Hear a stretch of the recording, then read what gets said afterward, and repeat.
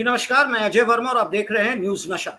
तो आज का जो हमारा मुद्दा है, जिसपे हम अपने वरिष्ठ पत्रकार मित्र सुभाष शिर्के जी के साथ व्यूज शेयर करेंगे और उनके व्यूज को आप तक पहुंचाने की कोशिश करेंगे, वो है 72 लाख प्राइवेट सेक्टर और कॉरपोरेट्स के कर्मचारियों का, जिनको सरकार बार बार पिछले 95 से लेकर इस बात का भुलावा देते आ रही है कि आपका पेंशन, जो मिनिमम पेंशन है 1000 का, वो बढ़ाकर 3000, 4000, 7500, पता नहीं, गूगल भरा पड़ा होता है। जब आप सोशल मीडिया पे जाए तो एक पोस्ट पड़ा होता है कि सरकार ने ये नोटिफिकेशन, सीतारमन जी ने ये कॉल ले लिया, कैबिनेट में ये डिसाइड हो गया, तो पार्लियामेंट में ये डिसाइड हो गया। जबकि आरटीआई जून में, सेकेंड वीक ऑफ जून का एक आरटीआई कहता है कि government has taken no notification on the increasing the pension amount of the non government employees. यानी कि आप बेवकूफ बना रहे हैं। 10 इतने सालों से, 95 के बाद से आप प्राइवेट सेक्टर के नॉन गवर्नमेंट एम्प्लॉइज को सिर्फ वोट लेने के लिए झांसा देकर उनको बेवकूफ बना रहे हैं। मेरा एक छोटा सा, पहले मैं अपनी बात रख लूं, उसके बाद मैं सुभाष जी के पास जाऊंगा, कि India is heading for a serious retirement crisis. ये किसी ने इस पर ध्यान नहीं दिया अभी तक। The lack of social security, मैं एक जगह पढ़ रहा था, lack of social security for retirees mocks मजाक उड़ाता है at the claims of being the fastest growing economy in the world. दूसरी बात जो सामने आई है वो है कि वेलफेयर स्कीम्स को लेकर किसी ने लिखा है, welfare schemes are mocked at as being मुफ्त की रेवड़ी, free dole outs and free ration, cash distribution is only linked to vote bank politics and not long term welfare. पहले क्या था ना कि स्ट्रॉन्ग फैमिली सपोर्ट होता था, जैसे लोग एज करते थे, रिटायर करते थे, फैमिली का सपोर्ट होता था, जो उनके younger generation, next generation support करता था। बट आज न्यूक्लियर फैमिलीज हैं। उस स्थिति में जो रिटायरीज हैं, उनके साथ क्या सोशल इश्यूज होती हैं, इस पर सरकार का कोई ध्यान नहीं है। आप old pension schemes, new pension schemes लेते आइए। और एक बात और मैं आपको यहां ध्यान दिला दूं कि यूनाइटेड नेशंस पॉपुलेशन फंड का जो क्लेम है, current elderly population of 153 million aged 60 and above is senior citizens would be 20.8% or 1/5 of the population. India's elderly population is predicted to overtake the number of children in the country. फिर आप किसकी बात करते हैं? Social security किसकी? Retirement crisis जो है ना, साइलेंटली ग्रो कर रहा है।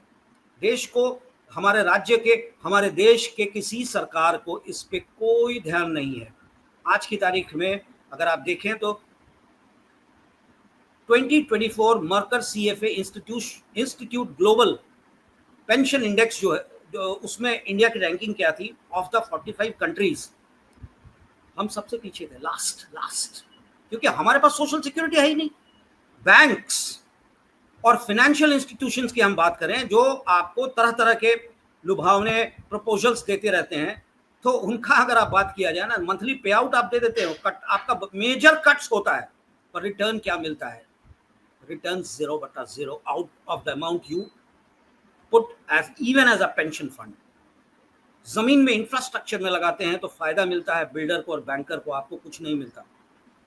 गवर्नमेंट को कोई ध्यान ही नहीं है, कोई ध्यान नहीं है नॉन गवर्नमेंट पेंशनर्स पे। सरकार के ब्यूरोक्रेट्स के पेंशन हर साल बढ़ जाते हैं। मंत्री, MLA, MP तो किस बात का पैसा देते हैं 5 साल के टर्म के बाद, और हम जैसे लोग 20 साल 30 साल काम करने के बाद भी रोते हैं कि पेंशन क्या मिलेगा। जी सुभाष जी, इसी पे आज हम डिस्कस करना चाहते हैं, क्योंकि 72 लाख लोगों की जरूरत की बात हम कर रहे हैं। जी सुभाष जी। अजय जी, ये जो पेंशनर्स की हम बात कर रहे हैं, पेंशनर्स की बात EPFO यानी एम्प्लॉयमेंट प्रोविडेंट फंड जो है, वो गवर्नमेंट मैनेज फंड होता है। और ये गवर्नमेंट मैनेज फंड में आप नौकरी आपकी जब आप करते हो तो कुछ ना कुछ पैसा आपका वहाँ पे जमा हो जाता है पीएफ के जरिए। और एक अंदाजा ये होता है कि जब आप रिटायर हो जाएंगे तब आप ये जो प्रोविडेंट फंड है उसको आपको हर महीना पेंशन मिलेगा आपका। ये ये स्कीम है। लेकिन होता क्या है कि जिस तरह से पिछले कुछ सालों में हमने देखा है कि बहुत ही सिचुएशन, इकोनॉमिक सिचुएशन बहुत फ्लूइड हो गई है। कब किसको क्या जरूरत पड़े पता नहीं चलता। तो ऐसे में ज्यादातर जो लोग हैं, जो नौकरी करने वाले लोग हैं, वो किसी न किसी कारण के लिए पीएफ उठा लेते हैं, निकाल लेते हैं। तो उसमें ये होता है कि आप बच्चे के एजुकेशन के लिए आपने पीएफ निकाला, आपने घर खरीदने के लिए पीएफ निकाला, आपने बेटी की शादी के लिए आपने पीएफ निकाला।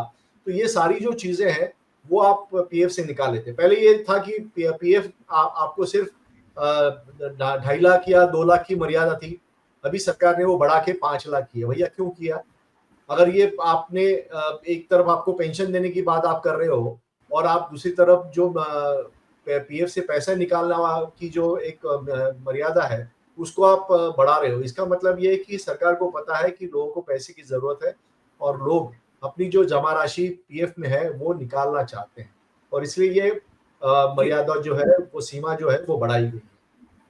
अब बात है पेंशन की। तो पेंशन इसके पहले आप जानते हैं कि गवर्नमेंट पेंशन भी गवर्नमेंट का खुद देती थी, लेकिन अभी ये जो एनपीएफ आ गया है, नेशनल पेंशन स्कीम जो लागू की गई है, नेशनल पेंशन स्कीम के तहत आपको वहाँ पे एनपीएस में पैसे भरने पड़ते हैं, और उसके बाद जब आप एक 56 या 60 साल के हो जाते हैं, उसके बाद आपको एनपीएस से पेंशन मिलता है। लेकिन ये पूरा जो आपका पैसा है, वो पैसा आप कितना इन्वेस्टमेंट करते हो उसके तहत होता है। तो एनपीएस में आप कम से कम 500 रुपया हर साल भर सकते हो। तो ये जो चीजें हैं उसमें सरकार ने अपना रोल हटा दिया। दूसरी तरफ जो centre for monetary in Indian economy का जो एक संस्था है, इन्होंने कहा है कि 8.5% बेरोजगारी का दर बढ़ा है। सरकार ने अब तक जनगणना नहीं की है, इसके लिए सरकार के पास कोई आंकड़े नहीं है। लेकिन जो सरकार की अलग अलग डिपार्टमेंट है, लेबर डेटा निकालने वाले डिपार्टमेंट है, उनका कहना है कि 6.5% बेरोजगारी बढ़ी है। लेकिन उसमें एक डेटा ये भी है कि 37% लोग, यूथ जो है, उनकी बेरोजगारी में बढ़त हो गई है, रोजगार में वो घट गए, यानी युवा रोजगार जो है उसमें कटौती हुई है। ये बहुत ही चिंता करने वाली बात है अजय जी। नहीं, मेरा यहाँ आपसे जो पूछना था वो बहुत कैटेगोरिकली क्लियर था कि जो नॉन गवर्नमेंट एम्प्लॉइज हैं उनका एक शेयर, एक पार्ट जो पीएफ के अमाउंट पे कटता है, पीएफ के लिए जाता है, और एक अमाउंट जाता है पेंशन के लिए, जो पेंशन फंड में जमा होता है। जब आप पीएफ निकालते हैं तो आप पेंशन फंड भी निकाल सकते हैं, यानी उसको कहते हैं आप कम्यूट कर सकते हैं पेंशन फंड। बट अगर आप कम्यूट नहीं कर रहे हैं तो 10 साल के बाद आपको पेंशनेबल आप हो जाते हैं, और एक अमाउंट आपको पेंशन का मिलता है, विच इज आपके टोटल कितने साल आपने काम किया इंटू 70 इंटू एक जो मिनिमम अमाउंट है, बेंचमार्क है पेमेंट का 15,000 आज की तारीख में है जो मैक्सिमम है, और 1,000 मिनिमम है, 1,000 तक का मिनिमम पेंशन है, 15,000 मैक्सिमम है ईपीएफओ का, इंटू 70 और डिवाइडेड बाई समथिंग होता है, एक फॉर्मूला है उसका। उसके तहत आपको पेंशन फिक्स हो जाता है जो मंथली आपको मिलता है, और साल के लास्ट में आप अपना लाइफ सर्टिफिकेट देकर फिर उसको रिन्यू कराते हैं। यही है स्कीम। अब मुझे ये जानना है कि क्या पेंशन का जो 1995 में ईपीएफओ ईपीएस का आया था वो था 1,000 मिनिमम, 1,000। 95 से लेकर 2025 10 साल हो गए। जो चीज 95 में 10 रुपए में मिलता था, 100 रुपए में मिलता है। ठीक है, जो अमाउंट गवर्नमेंट ब्यूरोक्रेट्स या सरकारी लोगों को पेंशन का मिलता था 1995 में, आज 2025 में उनको कितना मिलता है आप चेक कर लीजिए। जो एमएलए एमपी और मंत्रियों को पेंशन के तौर पे 5 साल भी क्रॉस करने के बाद जो मिलता है 1995 में, वो आज 2025 में कितना मिलता है आप चेक कर लीजिए। सिर्फ नॉन एम्प्लॉइज को ही आपने प्रताड़ित किया है, बट ये 72 लाख लोगों का वोट तो लेते रहे हो ना। वोट लेते समय तो आप नहीं कहते हो कि हम गवर्नमेंट का लेंगे, मंत्री जो है उनके परिवार का लेंगे, या जिनको फैसिलिटीज दे रहे हैं उनको लेंगे, या फिर जिनको आप फ्री बीज दे रहे हैं उनसे आप लो। हमें क्यों? हमें तो कुछ नहीं दिया आपने।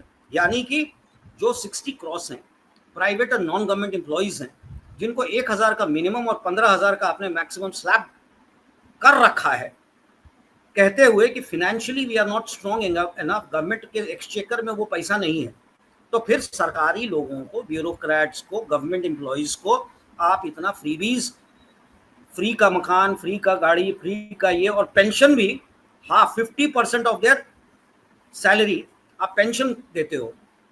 मंत्री और मुख्यमंत्री को, प्रधानमंत्री को, एमपी को और एमएलए को 5 साल क्रॉस होते ही, और 5 साल भी रह जाते हैं ना, तो उनको आप पैसा देना शुरू कर देते हो, पेंशन जिंदगी भर। क्या जरूरत है भाई? क्या किया उन्होंने इस देश के लिए? क्या किया? वैसे देख के दो ना, मेरा ये सवाल है। एम्प्लॉयमेंट की बात आप करते हो कि एम्प्लॉयमेंट कम हो गया है, तो एम्प्लॉयमेंट कम होने का रीजन यही है सर कि ये जो ब्यूरोक्रेट्स हैं, उस पर भी मैं आप जानना चाहता हूँ कि ब्यूरोक्रेट्स जब रिटायर करते हैं तो उनको एक्सटेंशन पे क्यों ले लेते हो? आपका काम कर दिया अपने नौकरी के दौरान, तो आप उनको 10, 5 साल, 3 साल, 4 साल का एक्सटेंशन दे देते हो।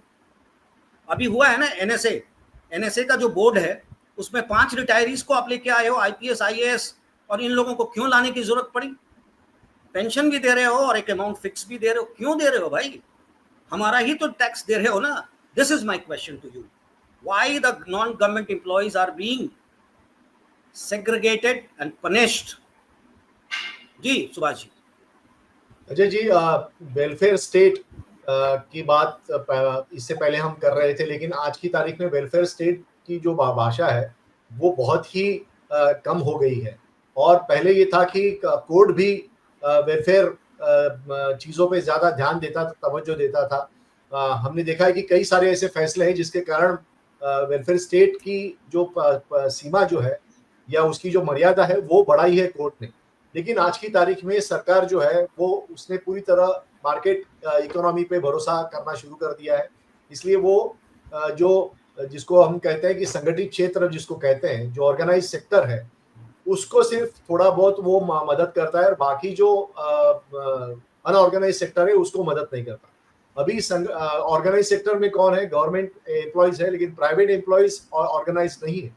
उनका जो ऐसी कोई बड़ी संगठन नहीं है कि जो उनके हित के लिए लड़े।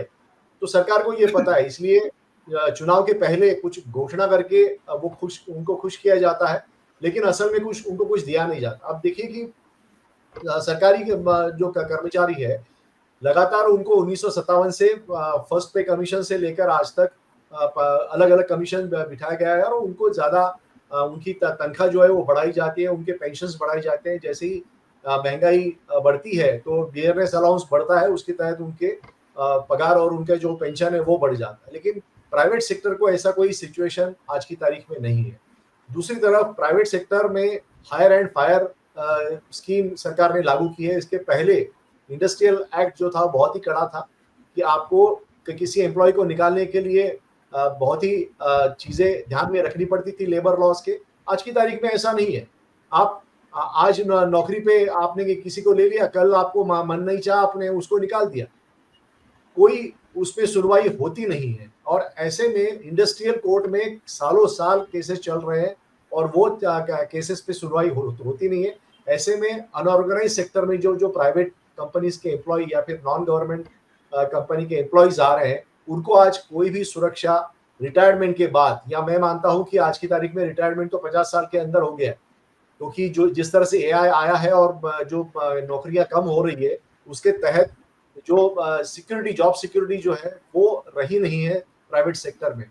तो ऐसे में जब इतनी चेंजेस इकोनॉमी में हो रहे हैं, तो सरकार का काम बनता है कि वो सपोर्ट करे। यूरोप में हम देखते हैं कि यूरोप में पेंशनर्स को काफी अच्छा पैसा मिलता है, जिसके तहत वो हर साल घूमने जाते हैं। हम इतना तो नहीं मांग रहे प्राइवेट सेक्टर के एम्प्लॉयज, लेकिन कुछ तो 15,000 में, देखिए 15,000 में आज दिल्ली या मुंबई जैसा शहर में एक महीना निकालना मुश्किल है आपको। आप अगर ग्रोसरी खरीदने जाते हो तो वैसे ही आपका 5,000 ऐसे ही चला जाता है। अगर दो आदमी है तो 10,000 की ग्रोसरी आपको होनी चाहिए, ग्रोसरी के लिए पैसे जाते हैं। तो बाकी चीजों में उसकी उपजीविका होगी नहीं, ये सरकार को भी पता है। लेकिन सरकार जो है वो पूरा अपने ऊपर जिम्मेदारी नहीं लेना चाहती। सरकार ने राशन का जो अनाज है वो 80 करोड़ लोगों के लिए वो मुफ्त कर दिया है। कुछ महीना कुछ जो किलोज है वो आपको चावल या फिर गेहूं मिल जाता है, आप बस आप उसमें खुश रहिए। लेकिन सवाल ये पैदा होता है कि वो बिलो पॉवर्टी के लोगों के लिए है, और बिलो पॉवर्टी के लोगों के लिए भी जो अनाज ज्यादा मिलता है उतना वो बाकी लोगों को मिलता नहीं। तो ये सारी चीजें देखते हुए सरकार को ये काम कारगर कदम उठाना चाहिए।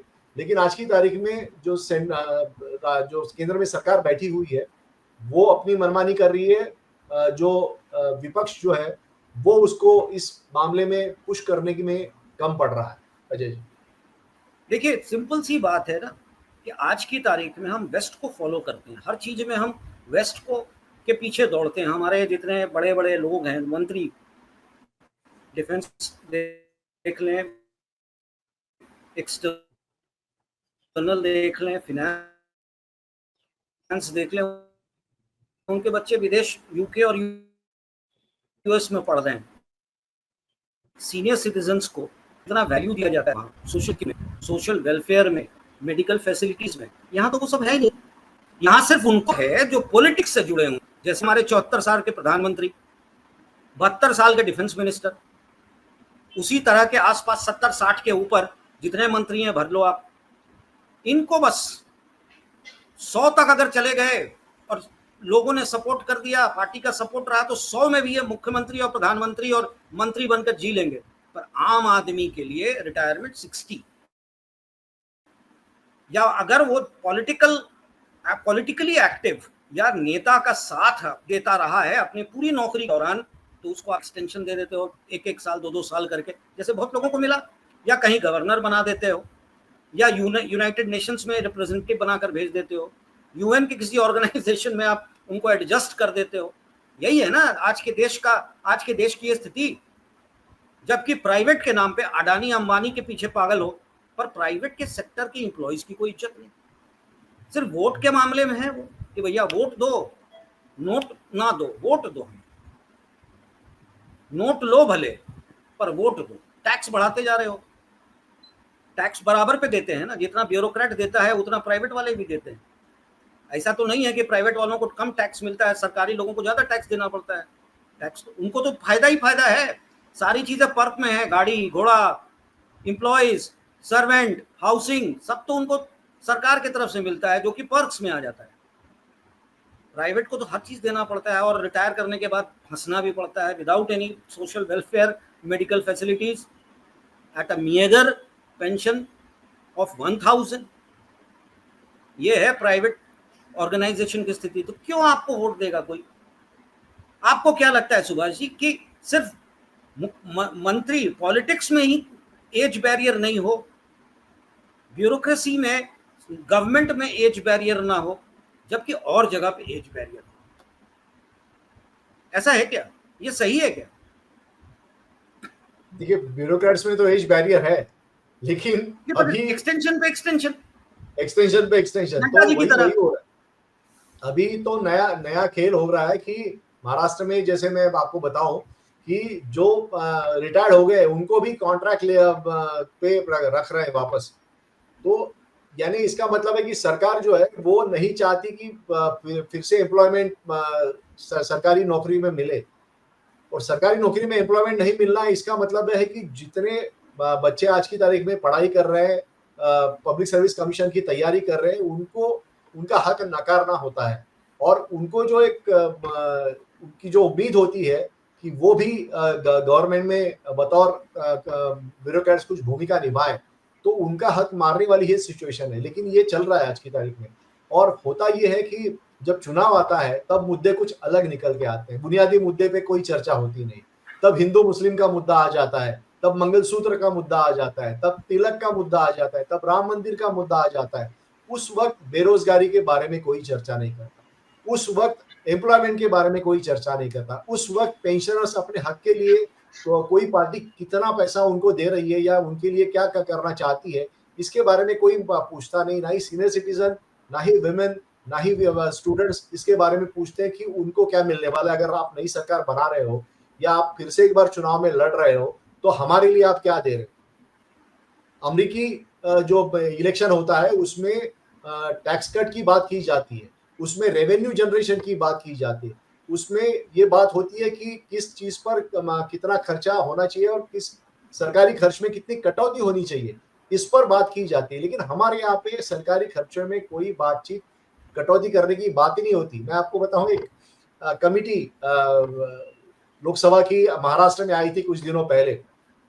उसमें लोकसभा के जो स्पीकर है वो उस कमिटी के साथ वहां यहाँ पे आए थे। चांदी की थाली में उनको खाना दिया गया भाई साहब, और उसके लिए 1500 रुपया एक थाली का भाड़ा दिया गया, चांदी की थाली। और जो खाना दिया गया वो खाना 4500 पर प्लेट था।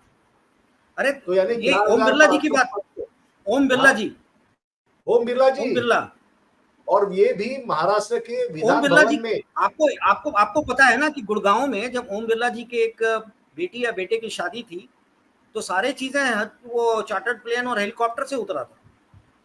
बड़े पैसे वाले हैं वो, और इसीलिए शायद बीजेपी के खास हैं। वो तो पैसे वाले हैं, लेकिन जो पैसा चला गया इस खाना खाने के लिए, यानी 600 लोग थे, 250 सांसद और बाकी जो लोग थे, और बाकी उनके साथ जो आए अफसर मिला के 600 लोग थे। 600 लोगों के लिए 5 स्टार में होटल बुक किया गया था। उसके साथ उनको खाना जो दिया गया वो 4500 रुपया पर प्लेट के हिसाब से दिया गया, और उसमें चांदी के थाल में दिया गया, और चांदी की थाल का भाड़ा था 1500। यानी आम आदमी की जेब से, आपकी और मेरी जेब से, जो हम टैक्स पेयर हैं, वही तो हमारे टैक्स में जाएगा। 6,000 टैक्स बढ़ गया, पर 6,000 रुपया पर आदमी के सिर्फ खाने के लिए, एक बार के खाने के लिए दिया गया। तो एक जगह पे सरकार इस तरह से पैसे उड़ा रहे हैं और जो चंद लोग हैं उनके ऊपर, और बाकी लोगों की थाली जो है वो खाली पड़ी हुई है। तो ये हकीकत है, इसको कटौती करने के बारे में कोई बात ही नहीं कर रहा।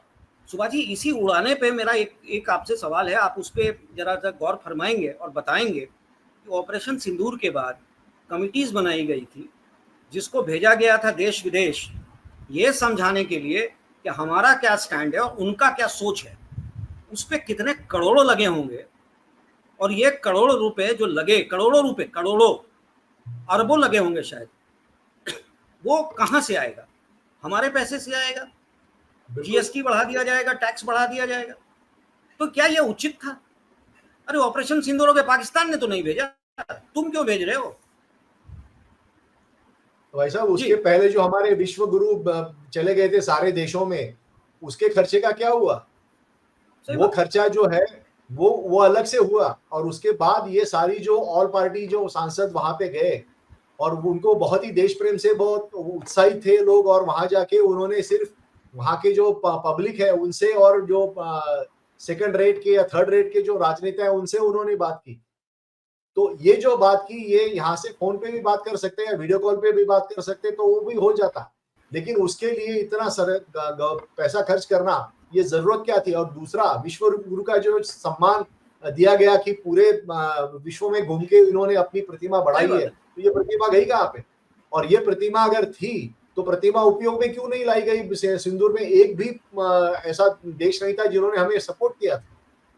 उल्टा ट्रम्प साहब अभी 17 बार बोले हैं कि उन्होंने ये युद्ध जो है वो रुकवाया, और उसके बारे में कोई बात नहीं कर रहा है। तो ये जो चीजें चल रही है, मुझे लगता है कि ये बहुत ही सतह के ऊपर वाली चीजें हैं। बुनियादी मुद्दे पे कोई छूना नहीं चाहता। बुनियादी मुद्दे पे लोग भी, मुझे नहीं लगता कि इस बारे में डिस्कशन करते हैं, क्योंकि आज की तारीख में लोगों को भ्रमित किया गया है आसानी से। व्हाट्सएप और बाकी सोशल मीडिया जो है उसके तहत ऑर्गेनाइज तरीके से लोगों को भ्रमित किया जाता है, इसलिए लोग भ्रमित है, और वो बुनियादी मुद्दे जो है उस पर बात नहीं करें। आज पेंशनर्स को इकट्ठा करने की कोई बात कोई पॉलिटिशियन नहीं करता, ना ही कोई विपक्ष करता है। और ये जो लोग हैं पीएफ में, अगर ये जो चीजें चल रही हैं उसके खिलाफ बात करने के लिए बाकी राजनेता क्यों नहीं तैयार होते? बीजेपी के नहीं हो रहे मानते हैं, लेकिन बाकी कांग्रेस के कहाँ चले गए? कांग्रेस की भी तो 240 सांसद है, तो वो क्या कर रहे हैं? तो तो हमें लगता है कि जो नैरेटिव इस देश के सामने है वो नैरेटिव ही कहीं पे बुनियादी मुद्दों से फिसल गया है।